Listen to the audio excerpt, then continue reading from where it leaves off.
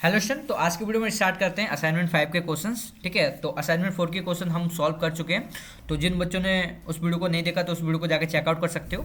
ठीक है, चैनल पर जाकर आपको असाइनमेंट 4 के क्वेश्चन वीडियो मिल जाएगी जिसमें हमने असाइनमेंट 4 के क्वेश्चन सॉल्व किए हैं। ठीक है, तो इस वीडियो में हम असाइनमेंट 5 के क्वेश्चन सॉल्व कर रहे होंगे और इस वीडियो में हम केवल 3 क्वेश्चन सॉल्व करने वाले हैं। कहने का मतलब है हम केवल क्वेश्चन नंबर 18 तक हम सॉल्व करने वाले हैं। ठीक है, उसमें हमने 15 तक क्वेश्चन सॉल्व किए थे और इसमें हम 18 नंबर तक हम क्वेश्चन को सॉल्व कर रहे होंगे। ठीक है, तो स्टार्ट करते हैं वीडियो को। और असाइनमेंट 5 में पहला क्वेश्चन है आपका, write a program to perform assignment operators. ठीक है, तो असाइनमेंट ऑपरेटर्स ये आपके असाइनमेंट ऑपरेटर्स होते हैं। देखो, यदि आप असाइनमेंट के क्वेश्चन सॉल्व कर रहे हो तो इससे पहले मैं आपको यही राय दूंगा कि पहले आपको थ्योरी लेक्चर देखने हैं, तो उसके बाद ही आप असाइनमेंट के क्वेश्चन सॉल्व करो। ठीक है, क्योंकि मैंने थ्योरी लेक्चर में अच्छा पढ़ाया, बहुत अच्छा पढ़ाया है, जिससे आपको असाइनमेंट 5 की जो मैं क्वेश्चन की वीडियो दे रहा हूँ सॉल्यूशन की, उस वीडियो को आपको देखने की जरूरत ही नहीं पड़ेगी। क्योंकि मैंने असाइनमेंट 5 में मैं ये 3 क्वेश्चन आपको दे रहा हूँ और ये किसी ऑपरेटर्स पर डिपेंड है पूरी वीडियो। ठीक है, आपने उस ऑपरेटर को यदि थ्योरी लेक्चर में कवर किया है तो आपको वीडियो देखने की जरूरत ही नहीं पड़ेगी। आप आसानी से इन ऑपरेटर्स को सॉल्व कर सकते हो। ठीक है, अपने आप ही आप बीएस कोड पर इसके कोड को आप रन कर सकते हो। ठीक है, जो भी क्वेश्चन है आप उस क्वेश्चन को बना सकते हो। ठीक है, यदि आपने थ्योरी लेक्चर को देखा है तो इसलिए मैं आपको यही कहना चाहूँगा आपसे कि पहले आपको थ्योरी लेक्चर देखना है, उसके बाद अपने आप क्वेश्चन को सॉल्व करना है। यदि क्वेश्चन सॉल्व हो जाता है तो ठीक है, यदि नहीं होता तब आपको वीडियो देखनी है। ठीक है, जिससे क्या होगा कि आप क्वेश्चन सॉल्व करने की प्रैक्टिस में तो आ जाओगे, कम से कम आप थोड़ा लॉजिक तो सोच पाओगे कि किस टाइप से हम इस क्वेश्चन को सॉल्व कर सकते हैं, क्या क्या लॉजिक हो सकते हैं इस क्वेश्चन को सॉल्व करने के लिए। ठीक है, तो पहले आपको थ्योरी लेक्चर देखनी है, पूरी प्लेलिस्ट को आपको फॉलो करना है, उसके बाद आपको असाइनमेंट को क्वेश्चन अपने आप ही सॉल्व करने हैं।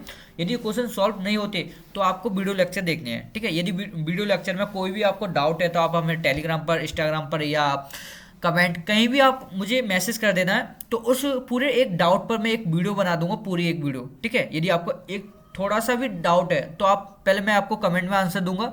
यदि आपके कमेंट में आंसर नहीं समझ में आता तो मैं उस पर एक पूरा डिटेल वीडियो बना दूंगा। ठीक है, क्योंकि मैं नहीं चाहता कि यदि मैं पढ़ा रहा हूँ तो ये कॉन्सेप्ट आपके क्लियर ना हो। ठीक है, मैं उसी वे से पढ़ाना चाहता हूँ कि यदि उस टॉपिक को यदि मैंने पढ़ाया तो उससे एक भी डाउट आपसे, मतलब एक भी डाउट आपके पास ना हो। ठीक है, तो क्वेश्चन 5 में हम 3 क्वेश्चन सॉल्व कर रहे होंगे और ये किसी असाइनमेंट ऑपरेटर हो गया, आपका इंक्रीमेंट और डिक्रीमेंट ऑपरेटर्स मैंने आपको पढ़ाए थे, उनके बेस पर है। ठीक है, तो असाइनमेंट 16 में क्वेश्चन है आपका, असाइनमेंट ऑपरेटर हमें परफॉर्म कराना है, हमें कोई प्रोग्राम बनाना है जिसमें हम असाइनमेंट ऑपरेटर्स को परफॉर्म करा सकते हैं।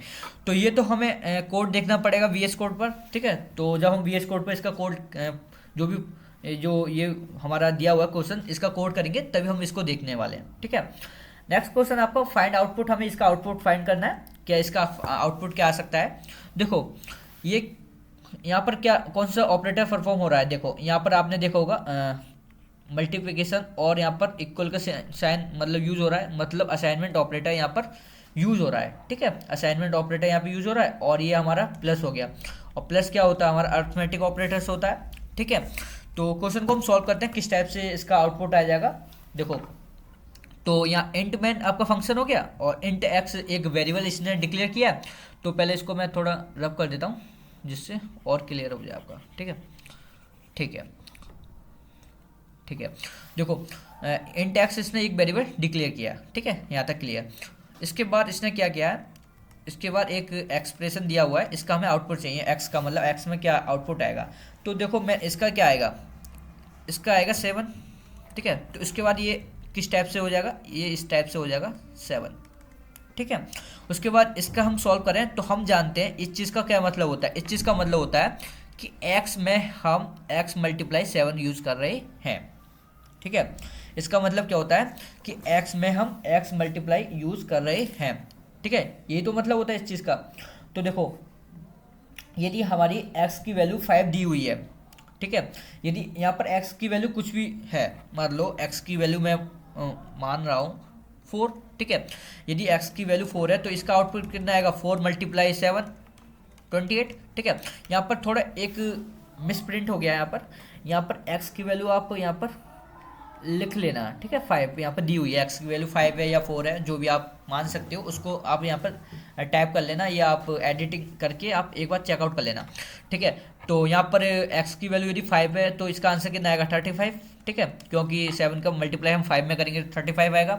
तो इस टाइप से इसको हमने कैसे सॉल्व किया वो मैं दोबारा आपको बता देता हूँ, ठीक है।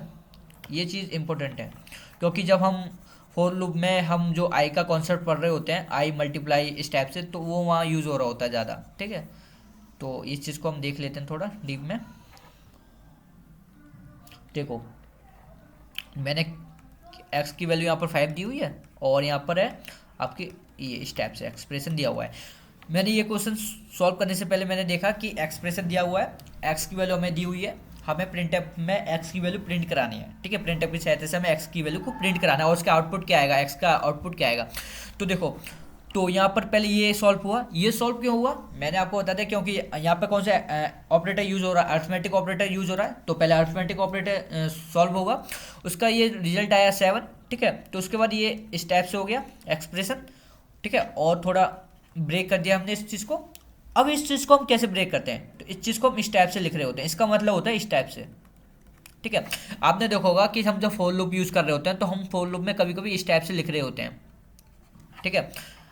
तो इसका मतलब होता है आई का मल्टीप्लाई आई में हो रहा है 1 टाइम बाद, या हम इस टाइप से लिख रहे होते हैं कभी कभार, ठीक है। तो इसका मतलब क्या होता है आई में प्लस हो रहा है 1, ठीक है।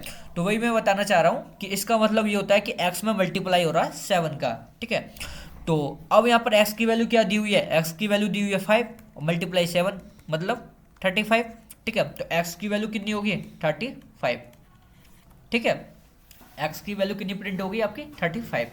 तो इसको सबसे पहले क्या करना है आपको, इस कोड को आपको VS कोड पर टाइप करना है और VS कोड पर टाइप करने के बाद आपको इसको रन करना है, फिर आपको देखना है कि क्या इसका आउटपुट आ रहा है, ठीक है। तो इसको मैं सॉल्व नहीं करूँगा, मैंने पूरा क्वेश्चन यहीं पर सॉल्व कर दिया।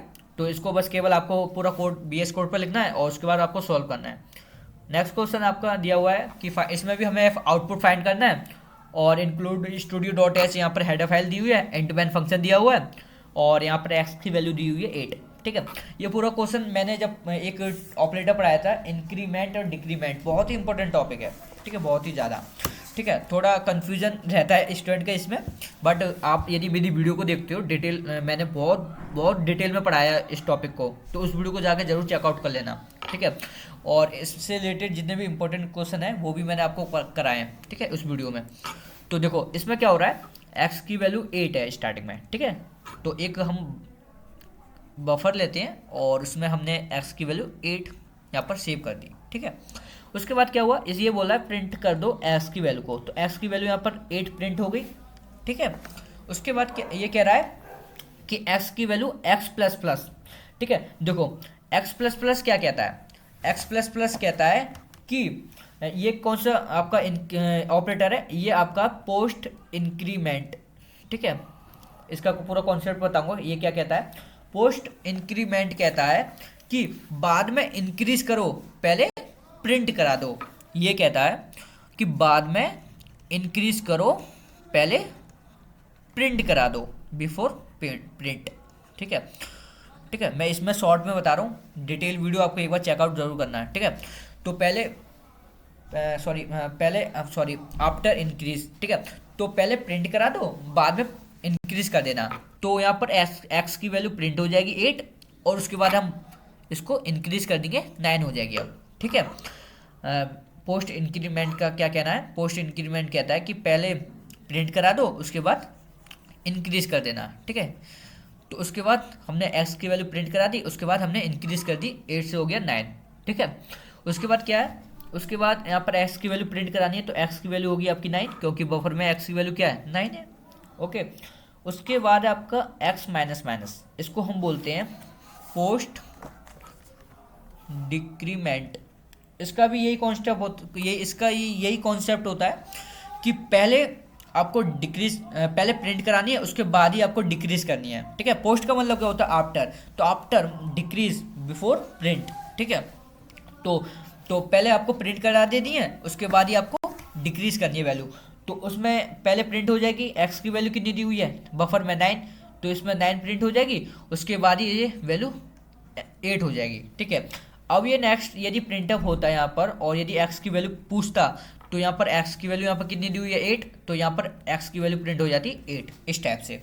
ठीक है, दोबारा मैं आपको बता देता हूँ इस चीज़ को। देखो ये टॉपिक है थोड़ा डिफ़िकल्ट नहीं बोल सकते इस चीज़ को, यदि आप समझते हो ना कॉन्सेप्ट के हिसाब से तो बहुत ईजी है, बहुत ज़्यादा। आप पहले इन चीज़ को कैसे मतलब रियल चीज़ में हमें कन्वर्ट करना है वो चीज़ आपको समझना पड़ेगा पहले। ठीक है, तो उसी ढंग से मैं आपको पढ़ा रहा हूँ कि जिससे आपको थोड़ा समझ में आ जाए। ठीक है, यहाँ पे x की वैल्यू दी हुई है 8। ठीक है, उसके बाद x की वैल्यू यहाँ पर प्रिंट करानी है 8 दी हुई है। बफर में हमने बफर ली और यहाँ पर बफर है हमारी, बफर में x की वैल्यू कितनी है 8। ठीक है, यहाँ पर है x प्लस प्लस, इसको हम बोलते हैं पोस्ट इंक्रीमेंट। और पोस्ट इंक्रीमेंट का मतलब होता है, पोस्ट का मतलब क्या होता है आफ्टर, और इंक्रीमेंट मतलब इंक्रीज कर देना। ठीक है, मतलब आफ्टर इंक्रीज मतलब आफ्टर बाद में इंक्रीज करना, पहले प्रिंट करा दो ये कहता है। तो अब बाद में हम इंक्रीज कर देंगे, पहले x की वैल्यू प्रिंट करा देते हैं 8 होगी, उसके बाद हमने इंक्रीज कर दी। उसके बाद कहता है x की वैल्यू प्रिंट करा दो, तो x की वैल्यू बफर में कितनी है, x मतलब की वैल्यू कितनी है 9, तो यहाँ पर हो गया 9। उसके बाद कह रहा है ये x माइनस माइनस, इसका मतलब होता है पोस्ट डिक्रीमेंट, इसका मतलब यही होता है कि आफ्टर डिक्रीज बिफोर प्रिंट। तो पहले प्रिंट करा दी हमने 9 क्योंकि x की वैल्यू कितनी है 9, उसके बाद हमने डिक्रीज कर दी वैल्यू 8। तो इसका जो आउटपुट आएगा वो आएगा 8 8 8 9 9 इस टाइप से। ठीक है, तो इसको भी आपको क्या करना है पहले, तो इसको भी आपको इस कोड को आपको टाइप करना है VS कोड पर, उसके बाद उसका आउटपुट देखना क्या है, इसका आउटपुट यही आ रहा है क्या। ठीक है, और इसको भी आपको आउटपुट करना है, इसको भी आप एक बार देख लेना। ठीक है, और इस क्वेश्चन को हम VS कोड पर सॉल्व करेंगे, और यदि आप भी इस क्वेश्चन को सॉल्व कर सकते हो। ठीक है, इस क्वेश्चन को भी आप सॉल्व कर देना VS कोड पर। ठीक है, कैसे सॉल्व करना है वो मैं आपको बता देता हूँ। ठीक है, तो इसको मैं पहले रफ कर देता हूँ इस चीज़ को, फिर इसको सॉल्व मैं बताता हूँ कि किस टाइप से आपको सॉल्व करना है। पूरा कोड मैं यहाँ लिख देता हूँ, इसी को आपको VS कोड पर टाइप कर देना है। ठीक है, देखो अपने आप ही टाइप करना सीखो, VS कोड पर अपने आप ही कोड लिखना सीखो, क्योंकि मैं इसमें आपको बता सकता हूँ। ठीक है, जो भी डाउट हो मैं आपको सॉल्व कर सकता हूँ इस चीज़ को, कोड आपको ही करना है। ठीक है, इसमें क्या करना है, पहले स्टार्टिंग में हम एक हेडर फाइल बनाते हैं इंक्लूड studio.h, फिर इंटमेंट फंक्शन का यूज़ कर रहे होते हैं। ठीक है, एक वेरिएबल बना रहे होते हैं, तो हमें एक एक्सप्रेशन बनाना है जिसमें हमें हमारे असाइनमेंट ऑपरेटर यूज़ हो रहे हों। ठीक है, एक ही हम यूज़ कर लेते हैं, इसमें कौन सा यूज़ करना आप मतलब चारों यूज़ करना। ठीक है, आप 4 एक्सप्रेशन बनाना जिसमें आपका ये यूज़ हो रहा हो, अर्थमेटिक ऑपरेटर ये यूज़ हो रहा हो, ये और ये। बट मैं आपको एक करके बता देता हूँ किस टाइप से। तो A, V और C और D हमने 4 वेरिएबल बना दिए। उसके बाद हमने क्या किया, प्रिंटफ की सहायता से हमने एक आउटपुट स्क्रीन पे एक मैसेज टाइप कर दिया, enter the value of A, V, C और D, और जो स्कैनफ है उस स्कैनफ की सहायता से हमने इनपुट में वैल्यू ले ली। ठीक है, उसके बाद क्या किया हमने, उसके बाद हमने एक एक्सप्रेशन बनाया, हमने बनाया कि A प्लस इक्वल V। ठीक है, मल्टीप्लाई D डिवीजन C, इस टाइप से एक्सप्रेशन बनाया। ठीक है, इस एक्सप्रेशन को हमने बना दिया। उसके बाद इसका रिजल्ट हम जानते हैं किस में सेव होगा, पता है, इसका रिजल्ट A में सेव होगा, या हम इसका रिजल्ट कहीं और भी सेव करा सकते हैं। इस टाइप से हम एक और वेरिएबल बना देते हैं यहाँ पर E, और यहाँ पे हमने E में इसका रिजल्ट सेव करा दिया, और प्रिंटफ की सहायता से हमने E की वैल्यू प्रिंट करा दी। ठीक है, इस टाइप से। तो ये हमने एक एक्सप्रेशन बनाया जिसमें हमारे अर्थमेटिक ऑपरेटर भी यूज़ हो रहे हैं, और इसमें हमारा असाइनमेंट ऑपरेटर भी यूज़ हो रहा है। ठीक है, तो इसको एक बार ड्राई रन करना और एक बार VS कोड पे इसका कोड करना। ठीक है, और इसको देखना, रन करने के बाद इसका क्या आउटपुट यही आ रहा है। पहले आपको मैथमेटिकल के हिसाब से इसको सॉल्व करना है, उसके बाद देखना क्या यही रिजल्ट आ रहा है या नहीं। ठीक है, और मुझे कमेंट में बताना कि ये तीनों प्रोग्राम आपके बन चुके हैं। ठीक है, फिर हम नेक्स्ट वीडियो में सॉल्व कर रहे होंगे असाइनमेंट 6 के क्वेश्चंस। ठीक है, तो आज के लिए इतना ही, मिलते हैं नेक्स्ट वीडियो में नेक्स्ट टॉपिक के साथ। Thank you.